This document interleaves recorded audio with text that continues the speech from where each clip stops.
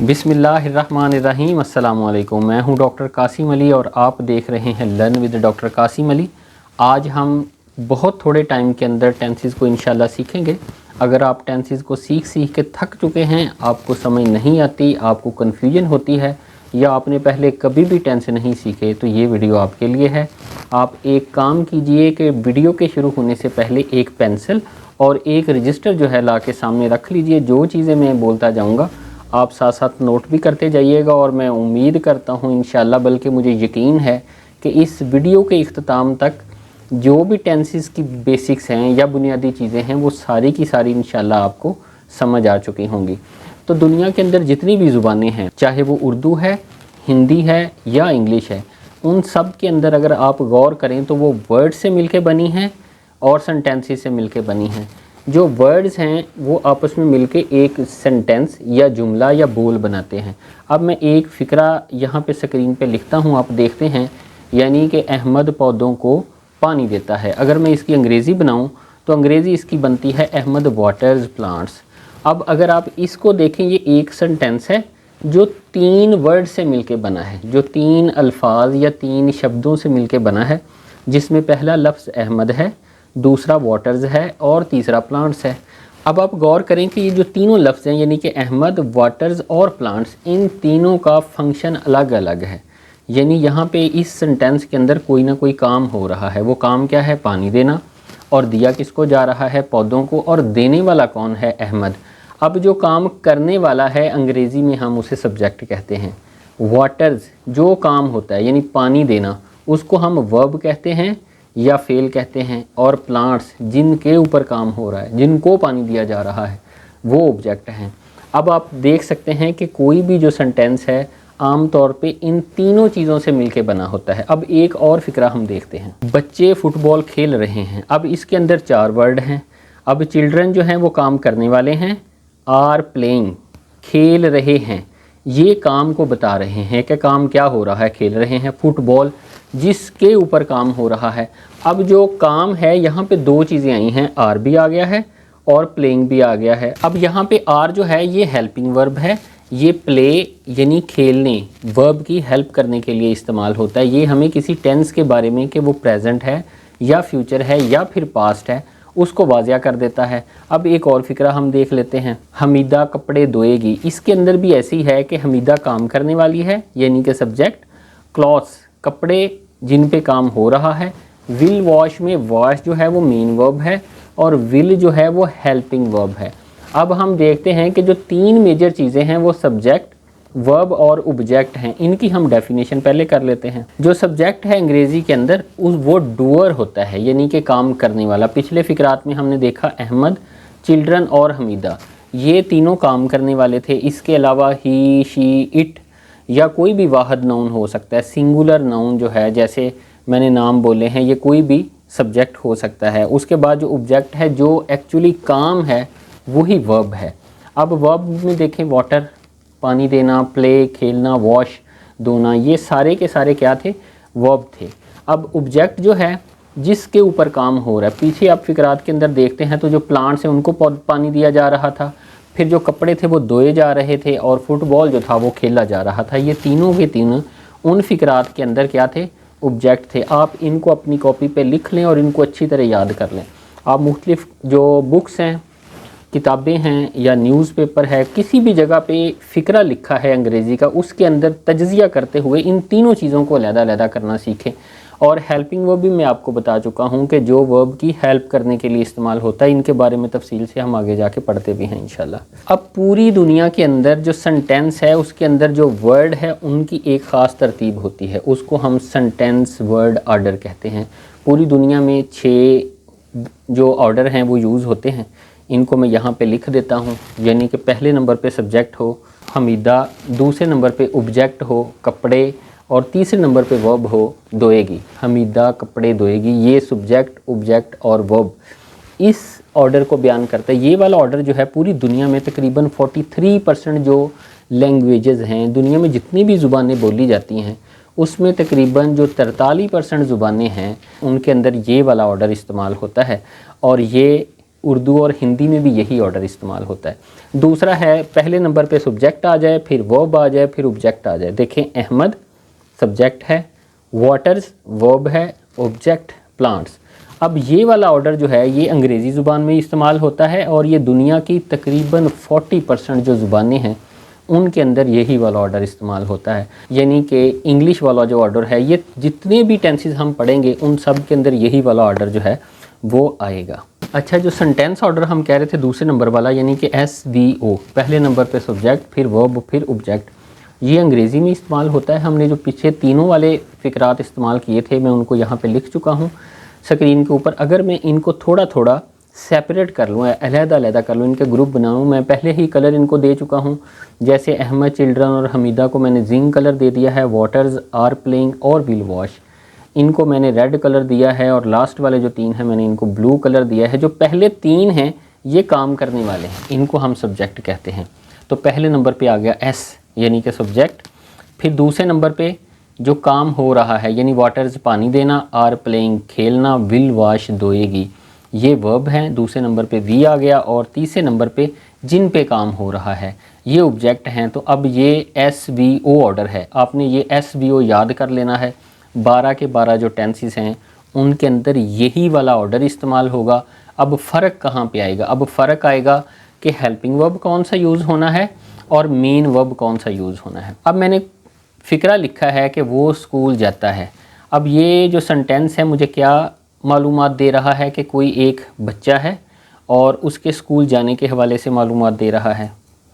वो स्कूल जाता था, ये वाला भी किसी बच्चे के स्कूल जाने के हवाले से ही मालूमात दे रहा है।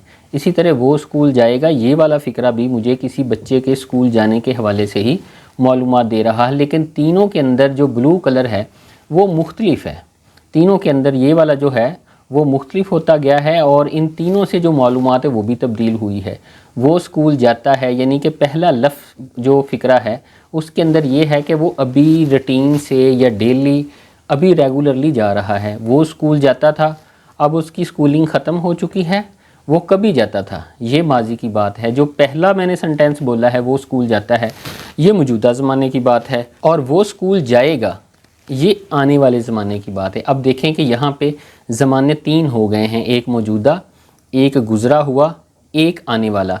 तो टेंसेस होते ही ज़माने हैं। तो अब टेंसेस को अगर हम थोड़ा सा जैसे बाकायदा स्कूल में पढ़ते हैं वैसे उसकी डेफिनेशन देख लें। Any of the forms of a verb which show the time eight which an action happened, कि वर्ब की कोई भी शक्ल, ये टेंस की पूरी डेफिनेशन तकरीबन आप कहें कि वर्ब की शक्ल है जो तब्दील होनी है, लेकिन साथ उसके कंडीशन है कि साथ वो टाइम भी बताए और साथ एक्शन भी बताए कि कौन सा हो रहा है। इसी तरह हम इस तरह भी इसकी डेफिनेशन कर सकते हैं कि जो वर्ब है किसी भी टेंस का वो हमें बताता है कि कोई इवेंट कब हुआ है, व्हेन एन इवेंट और समथिंग एग्जिस्टेड, कब वो हुई थी, वकूअ पज़ीर हुई थी।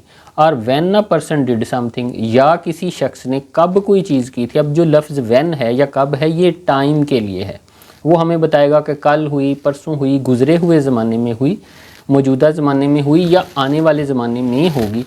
तो टेंसेस क्या है, हमें किसी काम के होने में मुख्तलिफ टाइम्स के अंदर बताते हैं। अगर हम लिटरली देखते हैं, जो लफ्ज़ टेंस है ये लातीनी ज़ुबान के लफ्ज़ टेम्पस से निकला है, और टेम्पस का मतलब होता है वक्त यानी टाइम। तो अब टाइम ही असल में बताना जो है वो टेंस है। इस तरह टेंस कितने हुए? टेंस हुए 3, यानी प्रेजेंट, पास्ट और फ्यूचर। अब प्रेजेंट कौन सा है? जो अभी चल रहा होता है, जो नौ में हो, जो अभी इस टाइम चल रहा हो उसको हम प्रेजेंट कहते हैं। उससे थोड़ा ही लम्हा पहले जो गुज़र गया उस गुज़रे हुए ज़माने को हम पास्ट कहते हैं। ये पीछे सदियों तक मुहित है। और इस 9 के थोड़ी देर बाद जो नया आने वाला लम्हा है उसको हम फ्यूचर कहते हैं, और ये भी आगे सदियों तक हो सकता है। इसको हम एक और तरीके से भी समझ सकते हैं, जैसे फ़र्ज़ करें कि आप स्टूडेंट हैं और ये मौजूदा ज़माना है, इसको हम प्रेजेंट कहेंगे। लेकिन एक वक्त था आप छोटे थे, वो वक्त गुज़र चुका है, उसको हम पास्ट कहेंगे। और एक वक्त आएगा कि आप बूढ़े हो जाएंगे, बुज़ुर्ग हो जाएंगे, वो आने वाला ज़माना है, उसको हम फ्यूचर कहेंगे। इस तरह टोटल कितने ज़माने हुए? 3 मेन जो हैं वो टेंसेस हो गए हैं, एक प्रेजेंट, एक पास्ट और एक फ्यूचर। इनकी जो सब टाइप्स हैं वो 4 हैं। वो कौन सी हैं? वो हैं इंडेफिनिट, कंटिन्यूस, परफेक्ट और परफेक्ट कंटिन्यूस। अब ये टोटल कितनी टाइप हो गई? मेन टाइप और सब टाइप को मिला के 12 हो गए। इसको हम एक और तरीके से भी सीखते हैं, जैसे एक तरफ मैं प्रेजेंट लिख लूँ, ये यहाँ पे पास्ट और फ्यूचर लिख लूँ, और दूसरी साइड पे मैं इंडेफिनिट, कंटिन्यूस, परफेक्ट और परफेक्ट कंटिन्यूस लिख लूँ।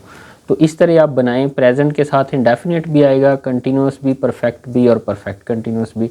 इसी तरह पास्ट के साथ भी ये चारों आएंगे और फ्यूचर के साथ भी ये चारों आएंगे। तो अब ये टोटल मिला के कितने हो गए? ये 12 टेंसेस हो गए। आप इनको एक दफ़ा लिख के अपने पास रख लें, बल्कि आप इस पेज को फोल्ड करके भी साथ रख सकते हैं। कहीं आपने निकाला तो आपको ये 12 के 12 जो टेंसेस हैं उनके नाम आसानी के साथ याद हो जाएंगे। अब हमने किसी भी टेंस को आइडेंटिफाई कैसे करना है, हमें कैसे पता चले कि किसी अखबार या कागज़ पे लिखा हुआ, किसी किताब के अंदर लिखा हुआ जो टेंस है वो कौन सा है। और अगर आपको पहचान हो जाए तो ज़ाहिरी बात है आप फ़ौरन उसको ख़ुद से भी बनाना शुरू कर देंगे। जो पहली चीज़ है वो मेन वर्ब है। मेन वर्ब को देखने के बाद हमें अंदाज़ा हो जाता है कि कौन सा टेंस है, और साथ हेल्पिंग वर्ब है। इन दोनों की जो भी शक्लें हैं, इन दोनों की जो फॉर्म्स हैं, शेप्स हैं, उनसे हमें पता चल जाता है कौन सा टेंस है। यहाँ मैंने एक तस्वीर है, ये वर्ब है और वर्ब की मुख्तलिफ फॉर्म हैं। जैसे ईट से एक एट भी लिखा हुआ है, ये सेकंड फॉर्म है। अगर मैं इसके आखिर पे en लिख दूँ तो ईटन, यानी कि थर्ड फॉर्म बन जाएगी। इसी तरह आपने ing वाली फॉर्म भी देखी हैं, ईटिंग। और इसी तरह ईट के आखिर पे s भी लगता है। प्रेजेंट इंडेफिनिट के जो सिंगुलर सब्जेक्ट है उसके वर्ब के साथ s या es भी आता है। तो इस तरह ईट की इस टाइम आपको 5 मुख्तलिफ शक्लें नज़र आ रही हैं। ये मेन जो वर्ब है उसकी हैं। इस तरह यही जो 5 शक्लें हैं ये तमाम टेंसेस के अंदर हर वर्ब की आएंगी, और हम मुख्तलिफ़ किस्म के टेंसेस जो है वो बनाते रहेंगे। अब जो मेन फॉर्म है उनको हम थोड़ा सा तफसील से देखें। ये वाली जैसे वांट है, लुक है, वॉच है, वॉश है, मिक्स है, गो है, डू है।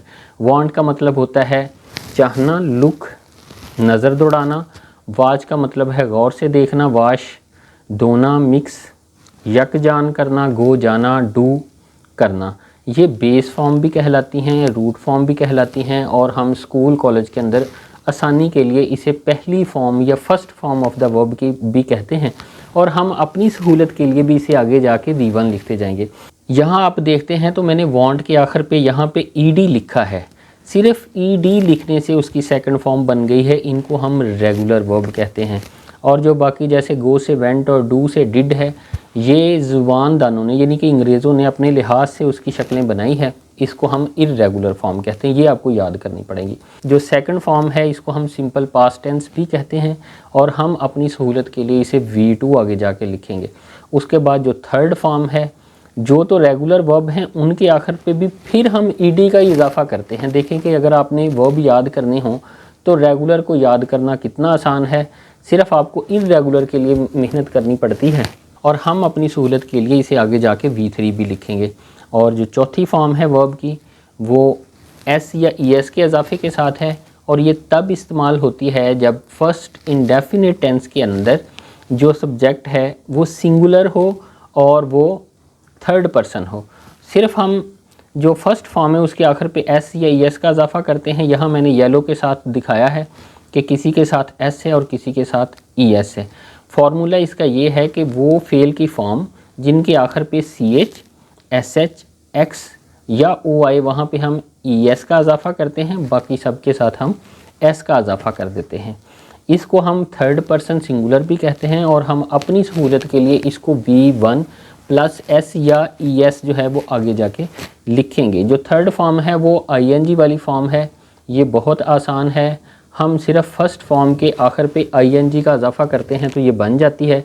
इसको हम प्रेजेंट पार्टिसिपल भी कहते हैं, और हम अपनी सहूलत के लिए इसको V1 प्लस ing भी लिखेंगे आगे जाके। अब हम ये देखते हैं कि जो टेंसेस हैं, मुख्तलिफ जो टेंसेस हैं जो हमने यहाँ पे एक टेबल पीछे बनाया था, किस टेंस में कौन सी फॉर्म यूज़ होनी है। जो मेन वर्ब है उसकी बात करें, प्रेजेंट इंडेफिनिट में फर्स्ट फॉर्म यूज़ होगी या उसके साथ s या es आएगा। पास्ट टेंस में सेकंड फॉर्म यूज़ होगी। फ्यूचर के अंदर भी फर्स्ट फॉर्म यूज़ होगी। अब तीनों जो कंटिन्यूस हैं इनके अंदर ing वाली फॉर्म इस्तेमाल होगी, और जो परफेक्ट टेंस है उसके अंदर तीसरी फॉर्म इस्तेमाल होगी, और जो परफेक्ट कंटिन्यूस हैं उनके अंदर भी ing वाली फॉर्म इस्तेमाल होती है। अब आप इसको आसानी के साथ याद कर सकते हैं कि किस टेंस के अंदर मेन फॉर्म कौन सी यूज़ होनी है। अब आते हैं हम हेल्पिंग वर्ब के साथ। अब आपने देखा होगा, पीछे दोबारा देखते हैं, अब आपने देखा होगा जो कंटिन्यूस है सबके साथ आईएनजी वाली फॉर्म आ रही है, परफेक्ट में भी सबके साथ थर्ड आ रही है। तो फ़र्क कहाँ आता है? फ़र्क आता है हेल्पिंग वर्ब के साथ। हेल्पिंग वर्ब को हम ऑक्सिलरीज भी कहते हैं। तो जो पहले हेल्पिंग वर्ब हैं वो डू की मुख्तलिफ फॉर्म हैं, यानी डू, डज़ और डिड। इसी तरह जो दूसरे हैं वो बी वर्ब जो है उसकी मुख्तलिफ फॉर्म है, यानी इज़, एम, आर, वाज और वर। फिर जो तीसरे हेल्पिंग वर्ब हैं वो हैव की मुख्तलिफ शक्लें हैं, हैज़, हैव और हैड। इनको हम प्राइमरी ऑक्सिलरीज भी कहते हैं। और जो चौथी हैं वो विल और शेल हैं, इनको हम मॉडल ऑक्सिलरीज कहते हैं। यही वाले सारे जो हेल्पिंग वर्ब हैं ये सारे के सारे मुख्तलिफ टेंसेस में इस्तेमाल करेंगे और वो टेंसेस जो हैं उनकी शनाख्त मुख्तलिफ होती जाएगी। अब आपने ये वाला टेबल जो था आपने देखा था, इस टेबल के जो पहले वाला है यानी कि प्रेजेंट इंडेफिनिट, इसके अंदर डू और डज़। डू और डज़ अफर्मेटिव या पॉजिटिव सेंटेंसेस में इस्तेमाल नहीं होता, ये सिर्फ इंट्रोगेटिव और नेगेटिव सेंटेंसेस में यूज़ होगा। उसके बाद और जब डू और डज़ यूज़ हो जाएगा फिर वर्ब की फॉर्म के साथ एस या यस नहीं लगेगा। जो पास्ट इंडेफिनिट है उसमें डिड हेल्पिंग वर्ब के तौर पे इस्तेमाल होता है, लेकिन उस वक्त ये तब्दीली आती है कि सेकंड फॉर्म की बजाय फॉर्म हम फर्स्ट इस्तेमाल करते हैं। और जो फ्यूचर है, फ्यूचर के अंदर हम विल या शैल इस्तेमाल करते हैं। अगर हम कंटिन्यूस की बात करें तो प्रेजेंट कंटिन्यूस के अंदर इज़, एम, आर इस्तेमाल होगा, पास्ट के अंदर वाज और वर इस्तेमाल होगा। फ्यूचर के अंदर जो हेल्पिंग वर्ब है विल भी और शैल भी इस्तेमाल होगा। जो प्रेजेंट परफेक्ट है उसके अंदर हैज़ और हैव, पास्ट परफेक्ट में हैड और फ्यूचर में विल हैव और शैल हैव इस्तेमाल होगा। अगर हम परफेक्ट कंटिन्यूस की बात करें यानी प्रेजेंट परफेक्ट कंटिन्यूस, उसमें हैज़ बिन और हैव बिन इस्तेमाल होगा, साथ सिंस और फार आएगा और उसके बाद कोई ना कोई टाइम आएगा। अगर हम पास्ट परफेक्ट कंटिन्यूस की बात करते हैं तो इसमें हैड बिन आएगा और फ्यूचर के अंदर विल हैव बिन और शैल हैव बिन आएगा।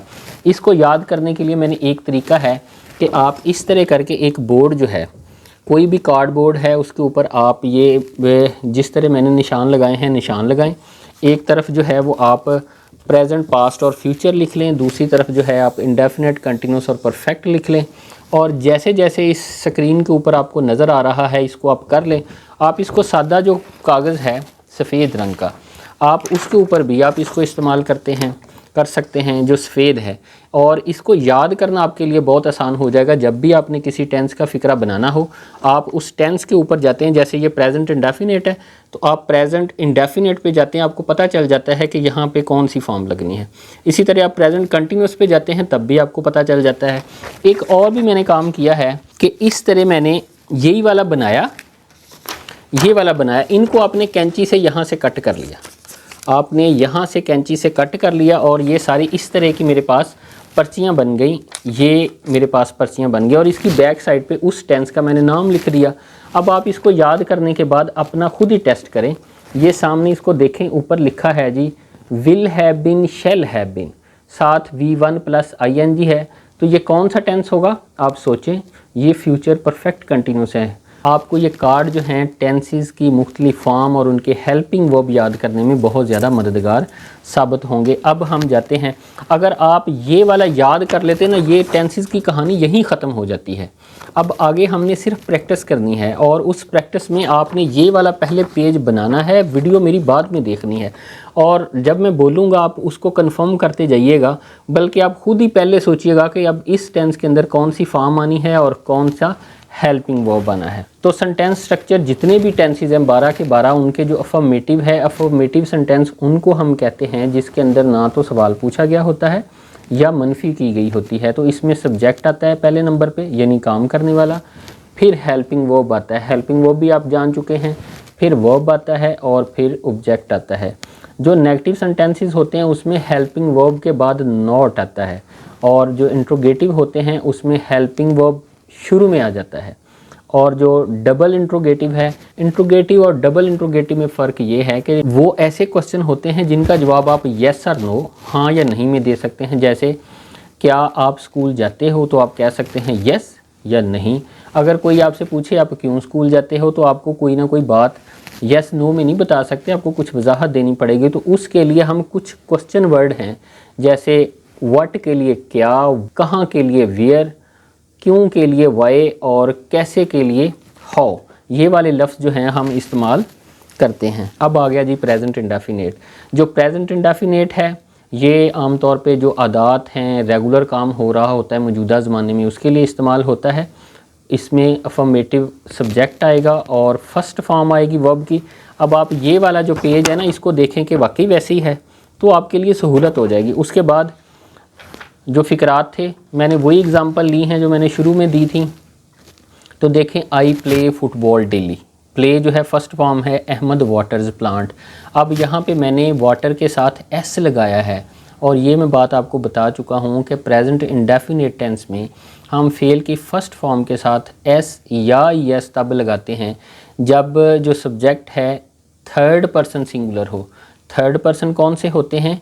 ही, शी, इट, और या फिर कोई नेम हो सकता है, यानी कि अहमद, अबरार या बिलाल या अली, कोई भी नाम हो सकता है। तो इनके साथ फेल की फ़र्स्ट फॉर्म के साथ एस लगेगा, लेकिन अगर फेल की फॉर्म के आखिर पे C H, S H, S H, X या फिर ओ हो तो फिर हम एस की बजाय ई एस लगा देते हैं। अब नेक्स्ट वाला फ़िक्रा है दे वॉश क्लॉथ्स।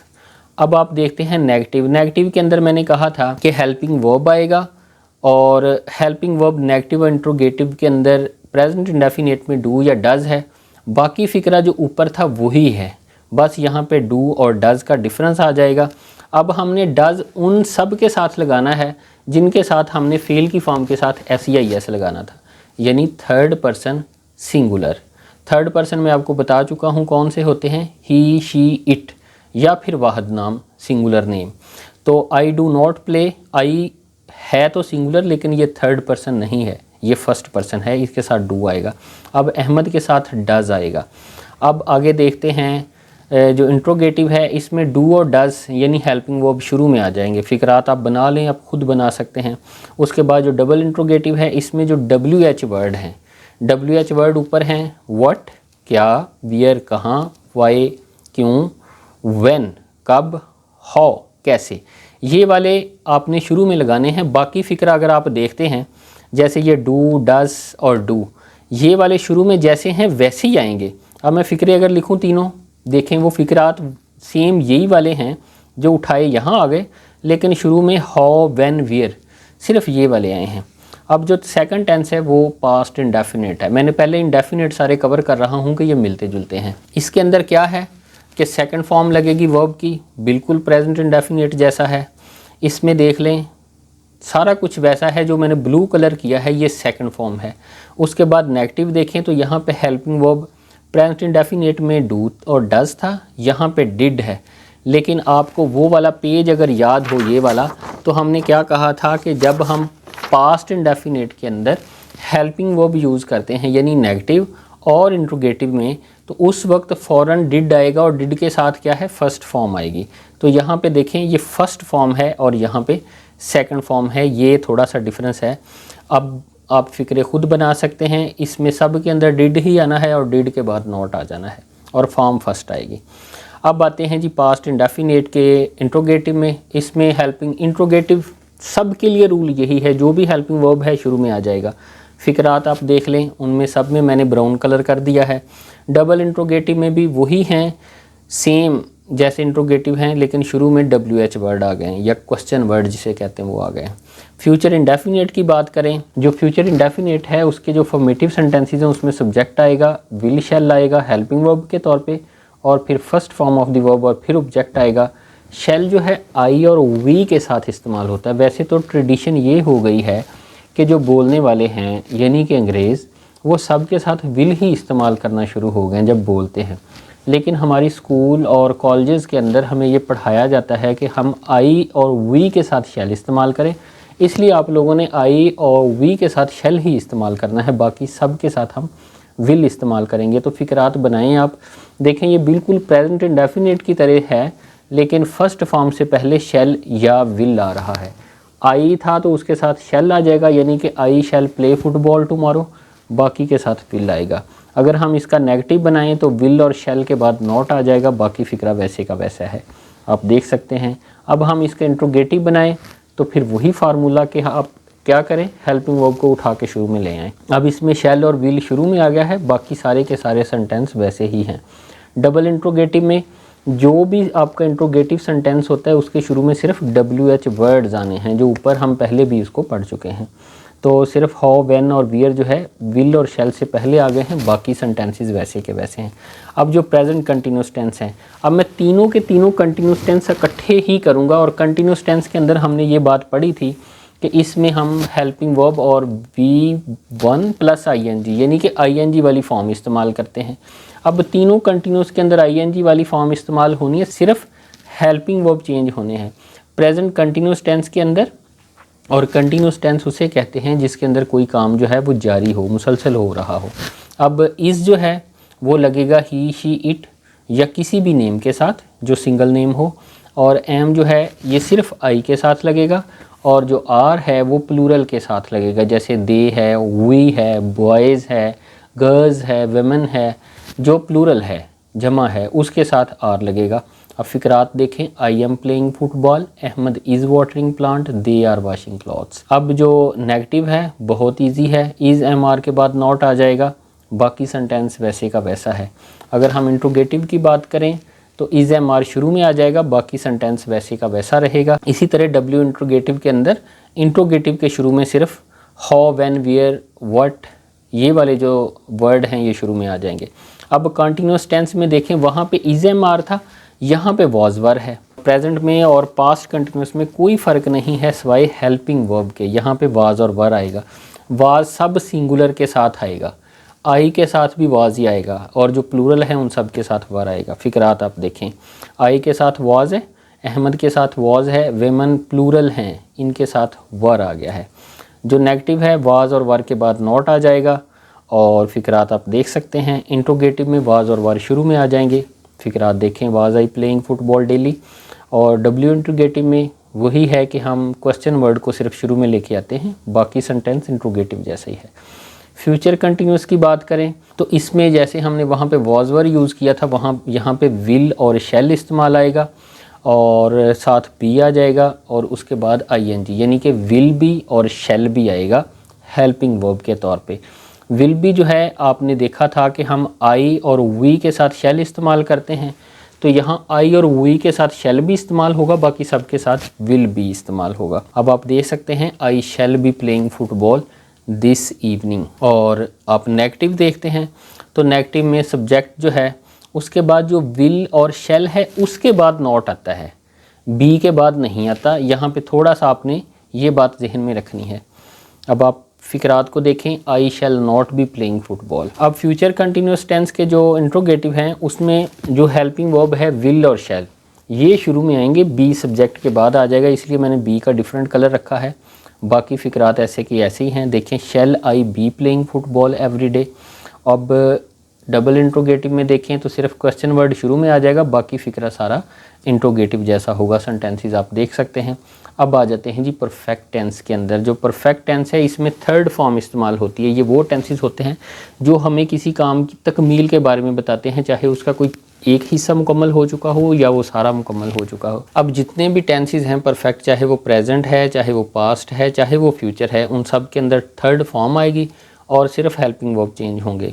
हैज़ और हैव आता है प्रेजेंट के अंदर। हैज़ जो है वो ही, शी, इट या किसी भी सिंगल नेम के साथ आता है, और जो हैव है आई और वी, और जितने भी प्लूरल है उन सब के साथ हैव आएगा। जैसे ये फिक्रात आप देखें, आई हैव प्लेड फुटबॉल। और इसी तरह Ahmed has watered, women plural है तो women have washed half of the clothes. इनके नेगेटिव बनाने हों तो हैज़ और हैव के बाद जो है वो नेगेटिव आएगा। सेंटेंसेस आप देखें, हैव के बाद नॉट, हैज़ के बाद नॉट। और इंट्रोगेटिव के अंदर हम हैज़ और हैव को शुरू में ले आते हैं। फिक्रात आप देखें कितने आसान है ये। इसी तरह जो डबल इंट्रोगेटिव है उसके अंदर हम क्वेश्चन वर्ड जो है वो शुरू में ले आते हैं, बाकी फिक्रा वैसे का वैसा है। पास्ट परफेक्ट, अब पास्ट परफेक्ट जो है प्रेजेंट परफेक्ट से भी ज़्यादा आसान है। कैसे? वहाँ पे हम हैज़ या हैव लगाते हैं, यहाँ पे सब के साथ हैड ही लगना है। आप देखें सब्जेक्ट के बाद हैड है, थर्ड फॉर्म है और ऑब्जेक्ट है। बाकी आप अगर देखते हैं तो मैंने सब के साथ हैड ही इस्तेमाल किया है और साथ थर्ड फॉर्म इस्तेमाल हुई है। अब नेगेटिव के अंदर क्या है, हैड के बाद नॉट आ जाएगा। फिक्रात आप देख सकते हैं, सब में हैड के बाद नॉट लगा दिया है। और अगर हम पास्ट परफेक्ट टेंस के इंट्रोगेटिव की बात करते हैं तो इसमें हैड सब्जेक्ट से पहले यानी शुरू में आ जाएगा और थर्ड फॉर्म वैसे की वैसे लगेगी। फ़िक्रात आप देख सकते हैं। उसके बाद डबल इंट्रोगेटिव की बात करें तो डबल इंट्रोगेटिव में इन्हीं के शुरू में अगर आप जो क्वेश्चन वर्ड हैं वो लगा दें हाउ, वाई, वियर, तो ये डबल इंट्रोगेटिव जो है सेंटेंस बन जाएंगे। उसके बाद आ गया है जी future perfect tense. Future perfect tense के अंदर भी थर्ड फॉर्म है। यहाँ पे हम विल हैव और शैल हैव लगाते हैं, यानी विल शैल और उसके बाद हैव भी लगाते हैं। विल शैल का फार्मूला वही है जो बाकी के साथ था। यहाँ पे I shall have played football this evening, I के साथ शैल लगेगा। अब अहमद और वेमन जो है इनके साथ विल लाना था, विल आ गया। नेगेटिव के अंदर ये है कि हम विल और शैल के बाद नॉट लगाते हैं, हैव के बाद नहीं लगाते। यहाँ ये देखें विल और शैल के बाद मैंने नॉट लिख दिया है। फ़िक्रात आप देखेंगे आपको सहूलत हो जाएगी, आप इसको प्रैक्टिस भी करें। अब इंट्रोगेटिव की बात करते हैं तो विल और शैल जो है वो शुरू में आ जाएगा, बाकी फ़िक्रा वैसे का वैसा रहेगा। फिर फ़िक्रात आप देख सकते हैं इंट्रोगेटिव बहुत आसान है। जो डबल है उसके अंदर सिर्फ क्वेश्चन वर्ड आ गए हैं, जैसे in what way shall I have played football, why will Ahmed have watered the plants, where will they have wash their clothes. जो क्वेश्चन वर्ड हैं सिर्फ वो शुरू में आए हैं और कोई चीज़ शुरू में नहीं आई। उसके बाद प्रेजेंट परफेक्ट कंटिन्यूस टेंस आ गया है। जो प्रेजेंट परफेक्ट कंटिन्यूस टेंस है इसके अंदर टाइम एक शर्त के तौर पे आता है और उससे पहले सिंस या फॉर आएगा। इसका रूल ये है कि अगर स्टार्टिंग टाइम दिया गया हो तो फिर हम सिंस लगाते हैं। जैसे काम शुरू हुआ है सुबह के वक्त, या काम शुरू हुआ है 1980 में, या काम शुरू हुआ है 2010 में, या काम शुरू हुआ है सुबह के 5 बजे, तो फिर हम सिंस लगाएंगे। सिर्फ हमें स्टार्टिंग पॉइंट का पता चला। ये ज़हन में रख लें कि बाकी के साथ फॉर लगना है। जब दौरानिया दिया हो तो फॉर लगना है, जैसे 10 साल, 2 घंटे, 10 दिन, 24 दिन, जब भी आपको लगे कि ड्यूरेशन दे दिया गया है तो फॉर आएगा, स्टार्टिंग पॉइंट दे दिया गया है तो सिंस आएगा। अब अफर्मेटिव के अंदर हैज़ और हैव वही रूल है कि जिनके साथ हैज़ लगना है वो सिंगुलर हैं, ही, शी, इट या कोई नेम हो सकता है। हैव जो है वो प्लूरल होंगे, जैसे I have been playing football since morning. अब मॉर्निंग है तो यहाँ पे सिंस आ गया है। Watering the plants for 2 hours, 2 hours है तो फॉर आएगा। 10 o'clock ये स्टार्टिंग पॉइंट है तो सिंस आ जाएगा। अब नेगेटिव बनाएं तो हैज़ और हैव के बाद नेगेटिव आ जाएगा। फ़िक्रात आप देख सकते हैं। इसी तरह इंट्रोगेटिव में देखें तो हैज़ और हैव शुरू में आ गया है, बाकी फ़िक्रा वैसे का वैसे रहेगा। सिंस फॉर भी वैसे ही आएगा। आप देख सकते हैं have I been playing football since morning. और डबल इंट्रोगेटिव में सिर्फ हम क्वेश्चन वर्ड शुरू में ले आते हैं। और पास्ट परफेक्ट कंटिन्यूस की बात करें तो इसमें भी सेम वैसे ही सिंस फॉर आना है। यहाँ पे हैज़ हैव की बजाय हैड आ जाएगा। ये देख लें, ये बिल्कुल आसान है। सब फ़िक्रात के अंदर हैड ही आएगा। I had been playing football since morning, since और फॉर की आपको समझ आ चुकी है। अब हैड के बाद नॉट आएगा, बीन के बाद नहीं आएगा। पिछले में भी मैंने ऐसे ही किया था, हैज़ और हैव के बाद मैंने बीन लगाया था। फ़िक्रात आप देखें, I had not been playing football since morning. अगर हम इंट्रोगेटिव की बात करते हैं तो हैड शुरू में आ जाता है, बाकी फ़िक्रात वैसे के वैसे रहते हैं। और डबल इंट्रोगेटिव के अंदर तो हमने सिर्फ इंट्रोगेटिव सेंटेंसेस के शुरू में क्वेश्चन वर्ड लगाने होते हैं। अब फ्यूचर परफेक्ट कंटिन्यूस की बात करें तो जो फ्यूचर परफेक्ट टेंस है उसके अंदर विल हैव बीन और शैल हैव बीन इस्तेमाल होता है। फर्स्ट फॉर्म के साथ ING सिंस फॉर वही बाकी टेंसेस की तरह है। तो अगर हम इन फ़िक्रात को देखते हैं, I shall have been playing football since morning, since for वैसे ही लगाया है और मैंने फ़िक्रात भी चेंज नहीं किए कि आप लोगों के लिए सहूलत रहे। यहाँ विल और शैल के बाद हम नॉट लगाते हैं। जैसे हमने पीछे फ्यूचर जो परफेक्ट टेंस था उसमें भी विल और शैल के बाद ही नॉट लगाया था, हैव के बाद नहीं लगाया था। फ़िक्रात आप देखें वैसे ही हैं। और इसमें इंट्रोगेटिव के बाद जो है विल और शैल सब्जेक्ट से पहले आ जाएगा। फ़िक्रात आप देख सकते हैं। और डब्ल्यू इंट्रोगेटिव्स में जो क्वेश्चन है आपका इंट्रोगेटिव है उससे पहले क्वेश्चन वर्ड जो हैं वो आ जाएंगे। अब ये हमारा टेंस जो है मुकम्मल हो चुका है। उम्मीद है आपको ये वीडियो पसंद आई होगी। आप इसको प्रैक्टिस करें, जैसे मैंने तकनीक्स बताई हैं उनको यूज़ करें। और मैं उम्मीद करता हूँ कि इंशाल्लाह इस वीडियो के बाद आप टेंसेस के हवाले से जितनी भी बुनियादी चीज़ें हैं उनको कवर कर चुके हैं और आपको इंशाल्लाह कभी नहीं भूलेंगे।